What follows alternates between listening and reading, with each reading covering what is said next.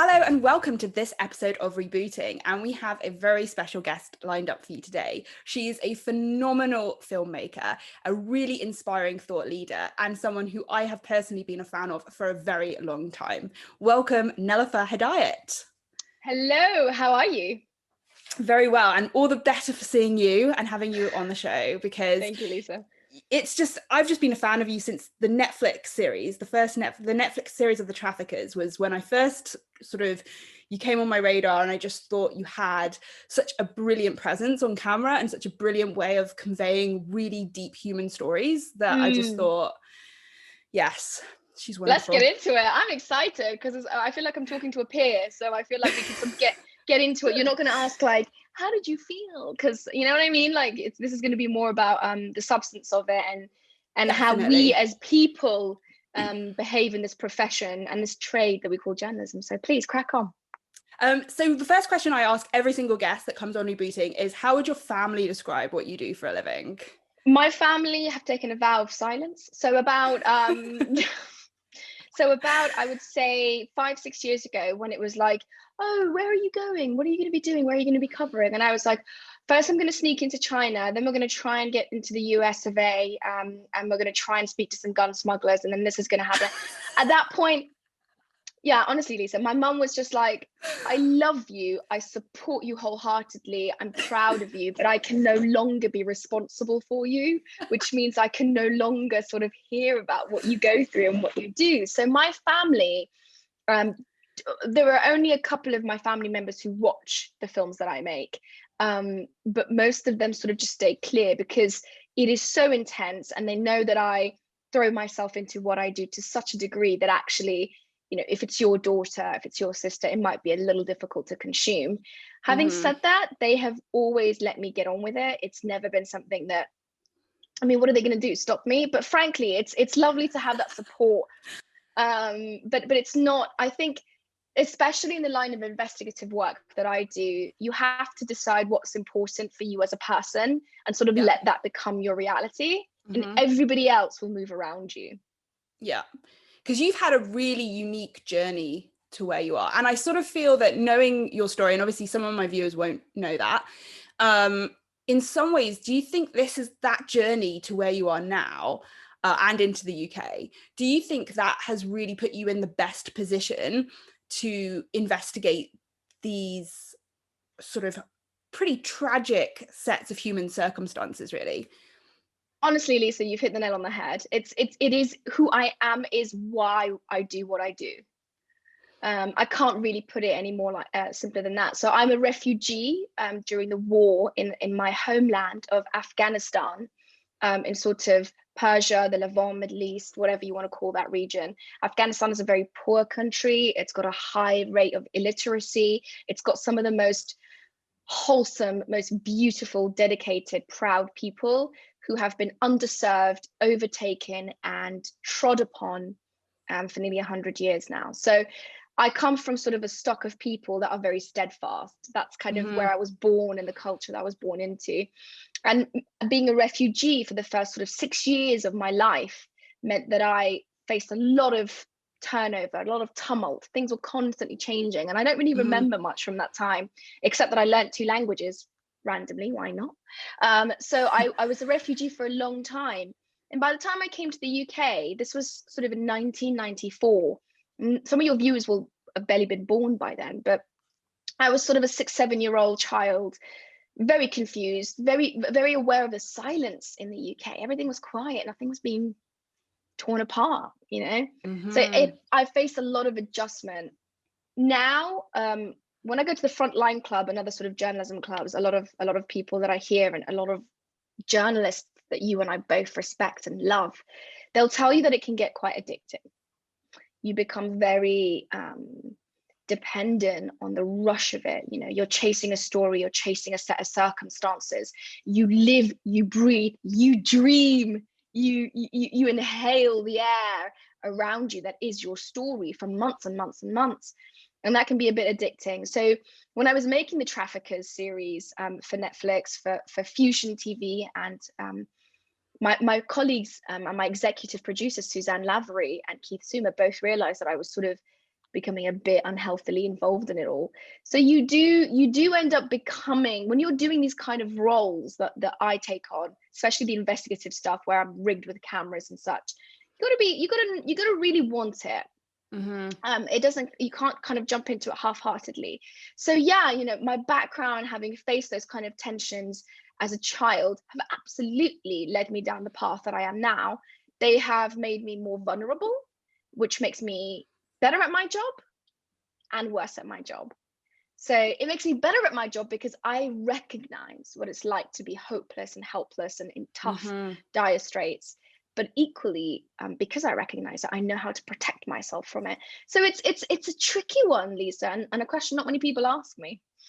Yeah, I think the sort of similarities did strike me. But one of the other things that really struck me about the Traffickers was I wasn't really aware of how interconnected black markets, organized crime groups were around the globe. Like, they say it's a global issue, but it's a real global issue, right? It's one of the ones that really struck me was the adoption episode, and how you had people in America adopting kids in Congo, and that was also people from other countries are involved, and they were shutting it off, and it was this whole ecosystem of trafficking kids under this altruistic guise of adoption. Did any of those episodes ever like really surprise you, where you thought, oh my god, I totally didn't think it was going to go here?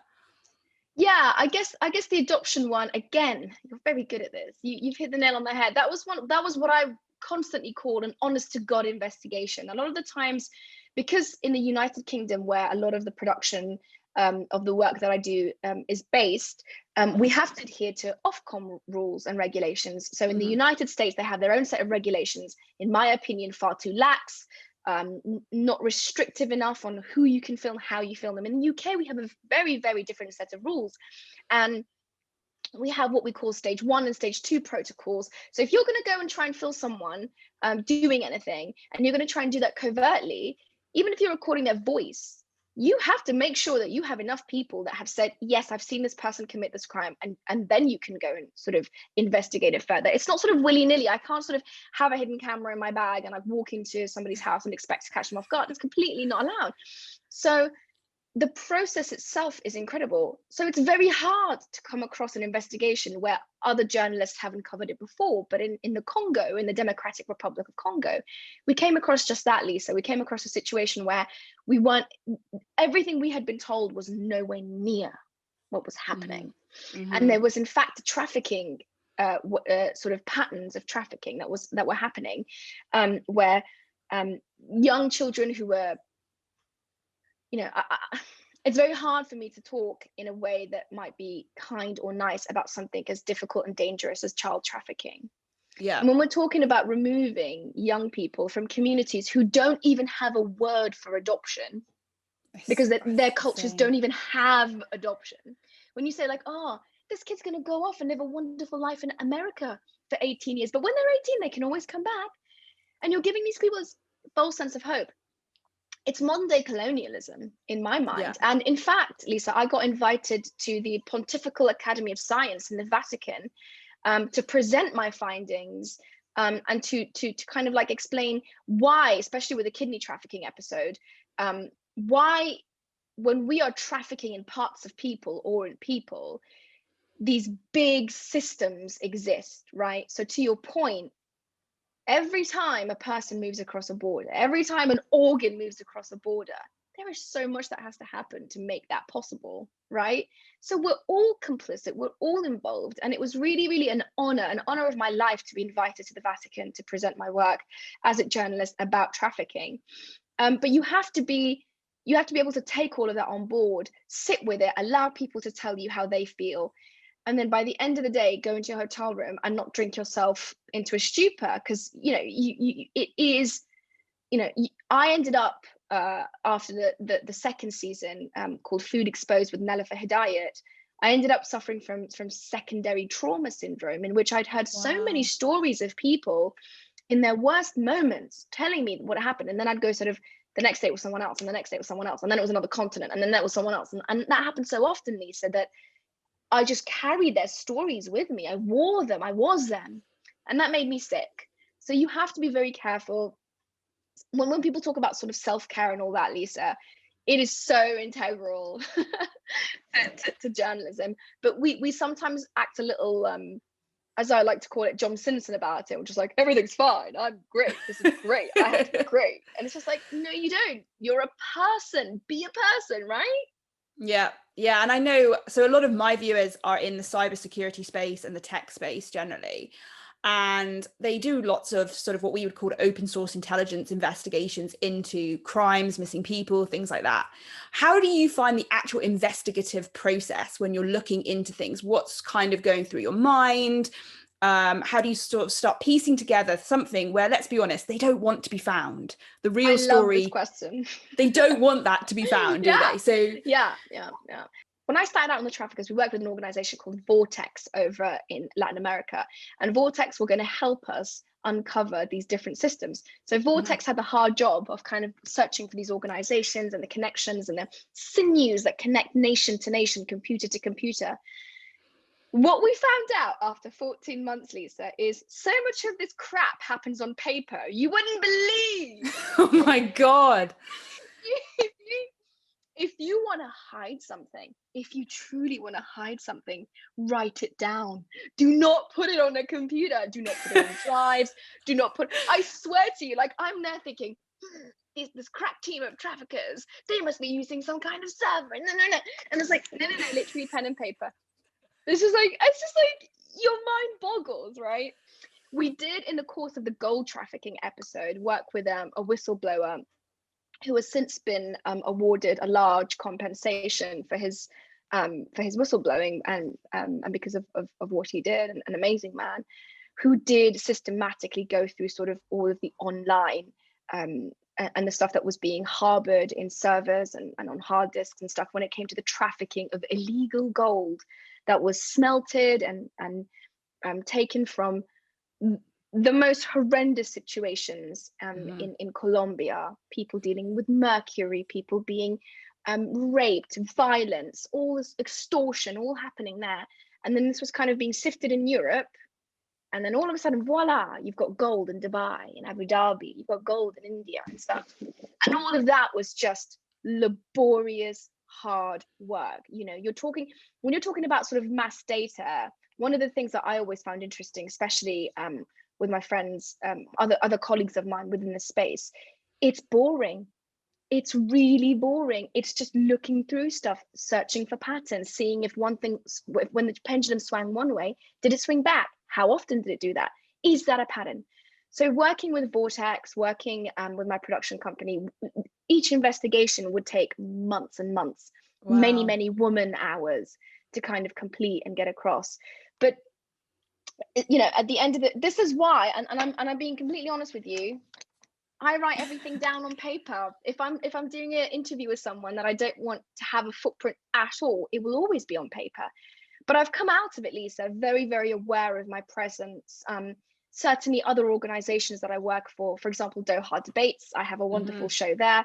As a digital correspondent, you know, it's my job to kind of know and be present online.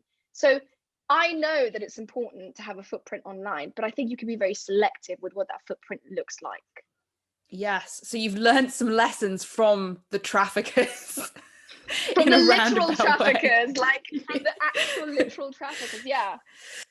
So do you think, because obviously this was all filmed pre-pandemic, and do you think that in the cases that you investigated, do you think COVID has given them more opportunities to undertake their black market engagements? Or do you think it's kind of curtailed their activities?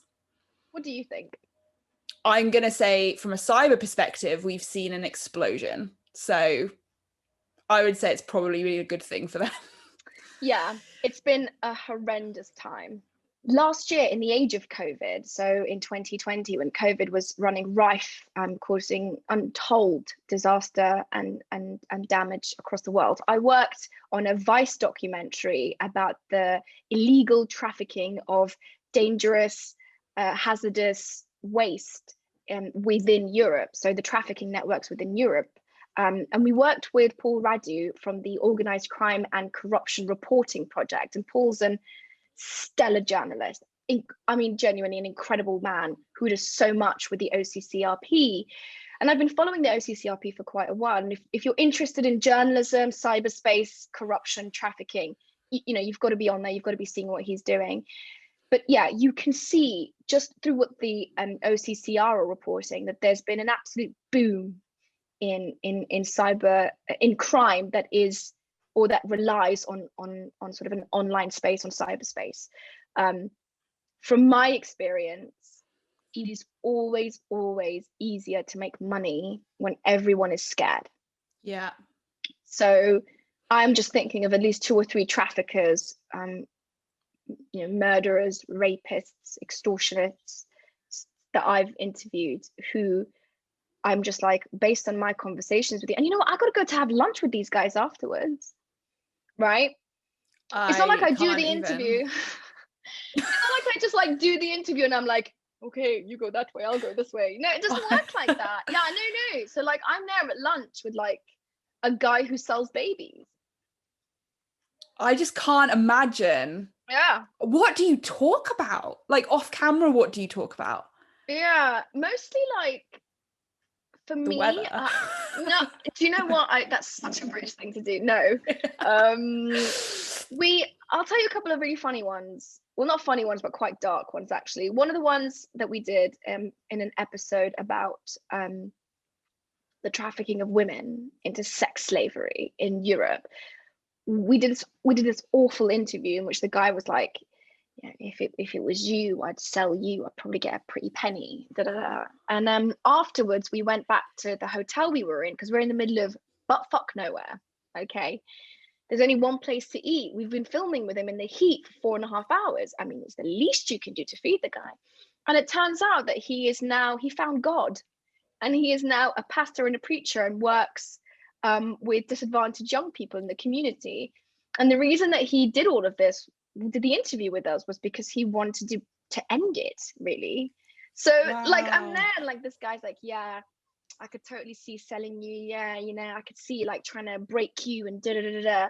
And I'm just like, I hate you. And then we go to dinner and he's got his rosary beads, like just like, oh, I found God, now I'm okay. So like things like that happen. But there are other instances in which I interview someone, like we did in Guatemala City. It was a gun trafficking story that I did. Again, very sophisticated, very technically advanced, very sort of dependent on cyberspace, on the online space. And the gun trafficking episode, we spoke to someone, and off camera, he was just like, on camera, because obviously he's anonymized and his voice is completely distorted or whatever. Off camera, one of my production guys was just like, oh, thank you so much. And like, oh, out of curiosity, you said you've killed loads of people, like how many? And he'd assassinated 66 people in his career. Right. Oh my God. But then when I'm talking to him, he's showing me pictures of his beloved granddaughter, right? It is so easy, Lisa, to think of people as black or white, as evil or good or bad and whatever. That is not reality. People, more often than not, if they're poor, do bad things because they have no choice.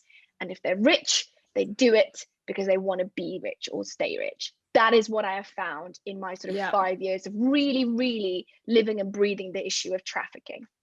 Yeah. And I think the kidney episode really highlighted that for me, because on the one hand, you've got people who are buying trafficked organs, which is unquestionably immoral and wrong. And, you know, we don't want to endorse that. However, if your loved one was dying on a bed and had a few months to live, and you had this opportunity to spend some money and give them life, how many of us would say, no, this is not moral behavior, we can't do it? I don't know what I would say.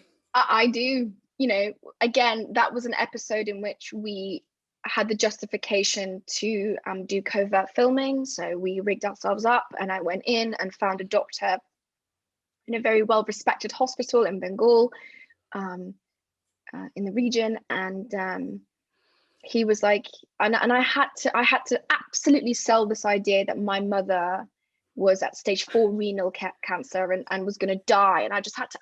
So for a moment, Lisa, I literally believed my own bullshit. I was like, oh god, yeah, what if my mum was? And then I realized, I was like, no one's dying here. The person who's giving the kidney can have a very long fulfilled life. I'd do it. Yeah. You know, in that me now here, no, of course I wouldn't. It's terrible and immoral and wrong and bad. But in that moment, that Nell, she would have 100% done it. I know Yeah. she would have. And I think that's what makes it so difficult to know what you would do, because you're not in that position, you're not poor, you're not dying. So it's very easy to stand there and go, well, that's terrible behavior, we can't allow that. Which sort of brings me on to my sort of final point that I really wanted to start talking to you about, which was about, you know, Food Exposed, for example, was really an amazing documentary series, which I learned a lot. And there was one episode, which I think was the waste episode, where you showed a truck dumping, I think it was lettuces or cabbages or something.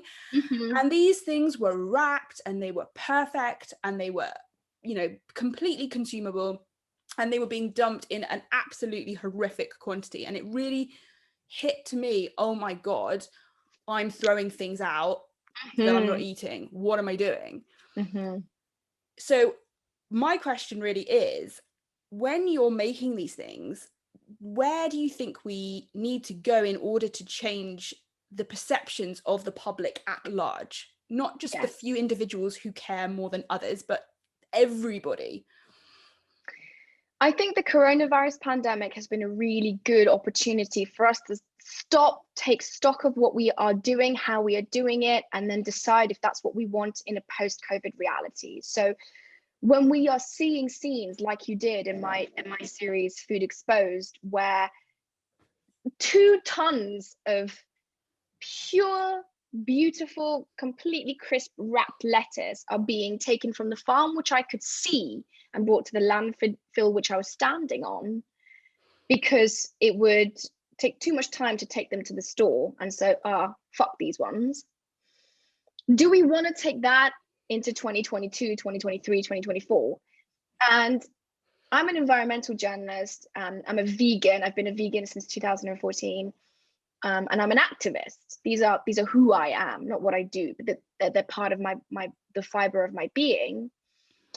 I've decided that I want to create a world in which nothing lives in servitude. So I don't believe in the way that we have treated animals. I don't believe in the way that we have treated people in the global south, because we can.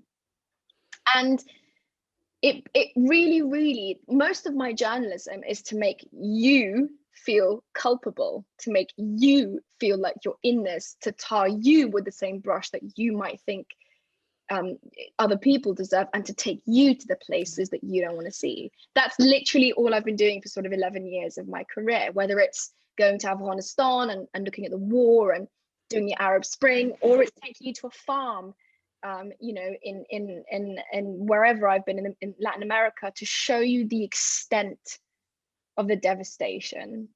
And I've met 16-year-olds who barely survived cancer because of what we are putting on our plants and leaching into our waters.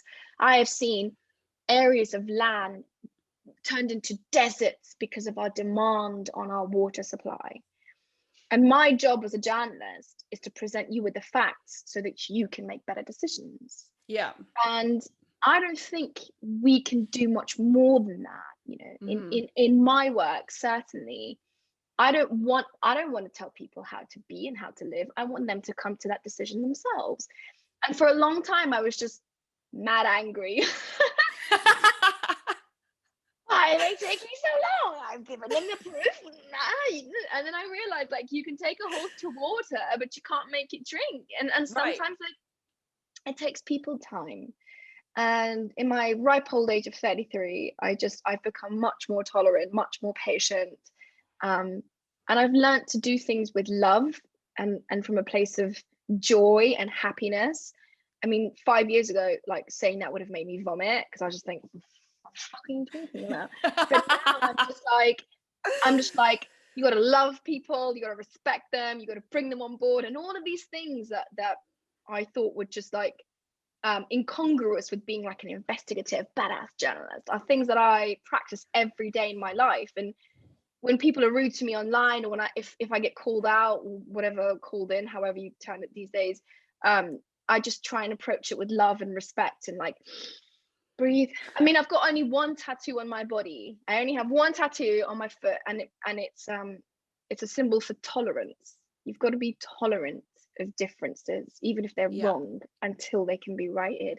So it's been like, been a mad journey, Lisa, learning so much about how to conduct myself, how to be a good citizen, how to present my work to a receptive audience, but also how to, like, in this age where we all live online, how to be like the best version of myself.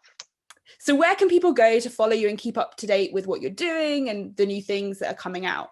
Yeah, this year is a really exciting one. I've got a brand new film coming out, a documentary film with Vice, and that will be in March. I also have my own podcast series, Course Correction, that you can find on all platforms. Season 2 is dropping in March. I think March the 6th, 10th, something like that. And I've also got my own show with the Doha Debate. We make debate shows about things like artificial intelligence, democracy, socialism. What do all these things mean? And of course, I'm on Twitter at Nelufar, and on Instagram, nelufar.h. So people can see my stuff there if they want. Perfect. And I'll link to all of those things in the description below. And don't forget to like and subscribe to this episode to avoid missing any of the others. Thank you so much for tuning in, and I'll see you again soon.